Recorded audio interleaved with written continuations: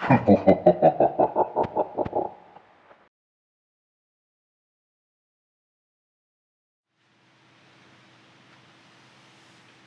I'm E.D. Lewis, and welcome back to my channel, and as you can see, it's another Phantom review. I haven't used this mask for a Phantom review since, I think, Phantom of Manhattan, which ironically, I found out about that book at the time that I found out about this one. I'm not sure which episode number this is for my Phantom reviews, but I will have it in the title, and it'll probably pop on the screen, which it probably already has. So today I'm reviewing another Phantom book. This one is Phantom by Susan Kay, and you know what? I should have brought my tablet up here. Oh well, it's fine. So I read this one actually on Kindle, which the Kindle edition is no longer available.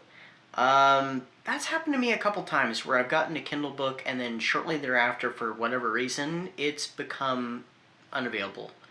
There's a Victoria Holt book I have. Is it Curse of the King? I think it's Curse of the Kings it's called. It became available and then gone. So I actually had to... It wouldn't let me rate or review the book, which I haven't written a review yet for this one at the time of recording. On Goodreads, they would only let me mark it as, I completed it. So I removed it from my shelf, and then I replaced it with the paperback, which had the same cover, unfortunately, so then I could rate and review it. So I set it for, the information to match, but I kind of found that rather annoying. Like, okay, who cares if it's not available? I just want to rate the dang book. Anyway, so we're reviewing the 1990 novel by Susan Kay, Phantom. This book is a prequel / retelling / companion novel to the original novel by Gaston Leroux, The Phantom of the Opera. So this one tells Eric's story from multiple voices. His mother is one of them, an architect is another. Part of it is told from his own voice. Nadir, as he is called in this novel, aka the Persian from the original novel. We get to hear him, we get to find out what his name is, because in the original novel we don't know the Persian's name, unfortunately, but now we do. And it's also partially told from Christine's point of view, and Raoul. As you can tell, I'm not a fan of the character of Raoul, though I will say the little portion he tells, I do feel much better about him. And the only book version I have actually thought he was decent was Phantom in Manhattan, which that book was terrible, but Raoul was like a saint in that book. He didn't have much of a role, but it was Saint Raoul. Anyway, so this book tells the story of the Phantom's life. From just before he's born to several years after his death, actually. So we get to understand the character a little bit more. We get to see where he's coming from.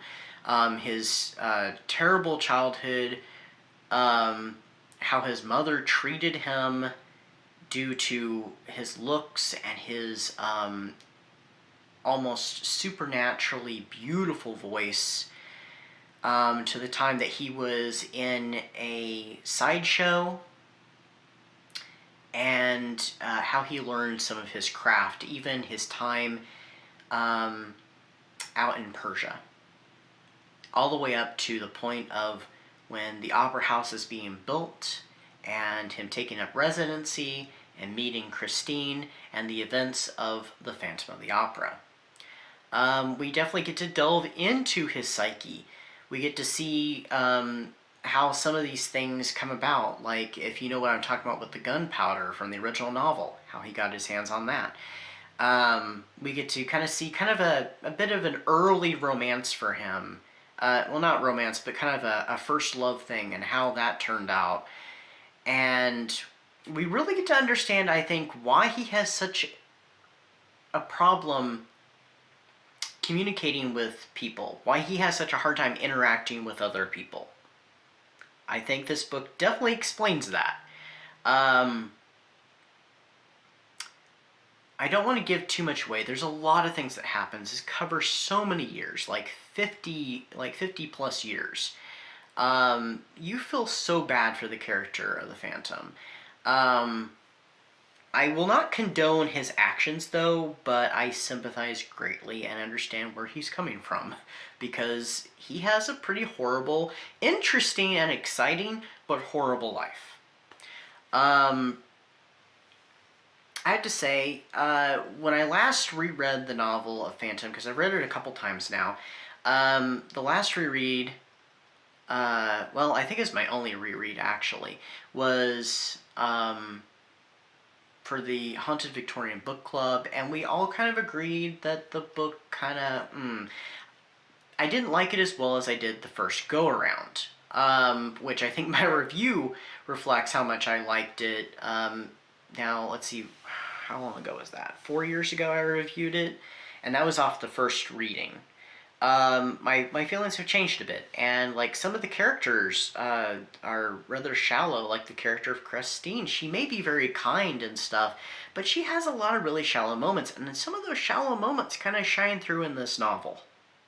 We also get to see a different side of her relationship with the Phantom, and which I thought that was really interesting. That was different, and that was a nice little change to it. I kind of see it this way. The original novel is mostly being told by an investigative reporter who is the author, Gaston Leroux, which I have to say, reporters have had kind of a sketchy history, especially when it comes to reporting news in the past, with a lot of yellow journalism. I'm not accusing Gaston Leroux of yellow journalism by any means. I'm just saying that we kind of have to take things sometimes with a grain of salt, especially when things are being investigated and you're getting second and third hand accounts of events. So this is firsthand. Granted, this is not the original novel. I know that. This is a companion novel. So, you know, this is Phantom pastiche. So, but I would accept this book as very worthy of the original in many ways. The only first-hand account we get in the original novel, like really, I mean, there's a few spots here and there, but really, truly is from the Persian himself. And he could even be skewing things a little bit. And even there could be a bit of a, from interview to paper, there can be things that change. I know, this is fiction. Who cares, really? I'm just posing an idea here. There is a change in this book that I was not very thrilled about. And I'm like, but that didn't happen at that point in the story. That happens in adaptations later on to, I think, cause more excitement. And I don't want to say what it is, but it's a very pertinent part of Phantom lore that is oftentimes used. Even in the Andrew Lloyd Webber show. This is a very pertinent part. Granted, in that it doesn't happen where a lot of adaptations place it. So I was a little off-put by that in this book. Rather than that, I thought this book was fantastic. I gave it 5 stars. Another 5-star review.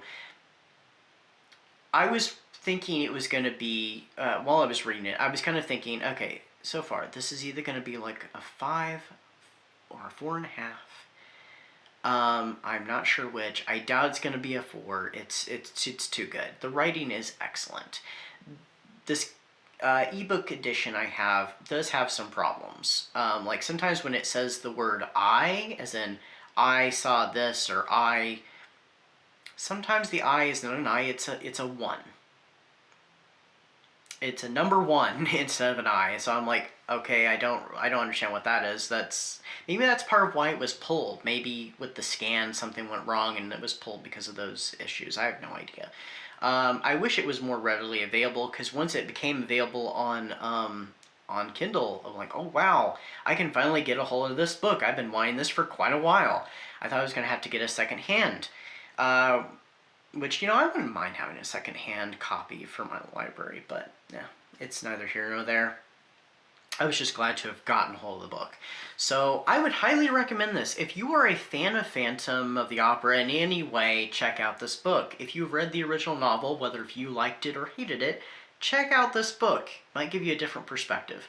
I greatly enjoyed this book, as you can obviously tell, especially with my rating. Whoops, sorry, did not mean to do that. Anyway, that's what I've got for you today. This is my last review for 2025, and I will see you with more reviews in 2026. I do have one more video coming up on the 31st of this month. It is a Wednesday, and it is a PAX Poetry. Please feel free to check that out, and I will see you in 2026. So until next time, stay safe, stay spooky, and I'll see you then.